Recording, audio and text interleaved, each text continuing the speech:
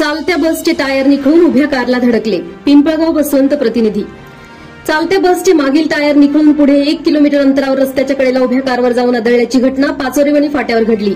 या घटनेत कारचे मोठे नुकसान झाले असून सुदैवाने कारमध्ये कोणीही नसल्याने जीवितहानी टळली. याबाबत माहिती अशी की धुळे आगाराच्या धुळे नाशिक बायपास विनावाहक बसचे बस क्रमांक MH20GC3560 पाठीमागील टायर निखळून पुढे 1 किलोमीटर जाऊन रस्त्याच्या कडेला उभ्या असलेल्या कारला कार क्रमांक MH6AS7794 जोरदार धडकले. सुदैवाने या घटनेत कोणीही जखमी झाले नाही. मात्र या चमत्कारिक घटनेमुळे महामंडळाचे बस दुरुस्तीकडे दुर्लक्ष होत असल्याचे पुन्हा एकदा सिद्ध झाले आहे. विशेष म्हणजे 3 महिन्यांपूर्वी शिरवाडेवणी फाट्यावर वेगात जात असलेल्या बसने 3 तरुणांना धडक दिल्याने त्यांना जीव गमवावा लागला होता. त्यानंतर आजच्या घटनेमुळे बसच्या दुरुस्तीकडे होणारे दुर्लक्ष समोर आले आहे.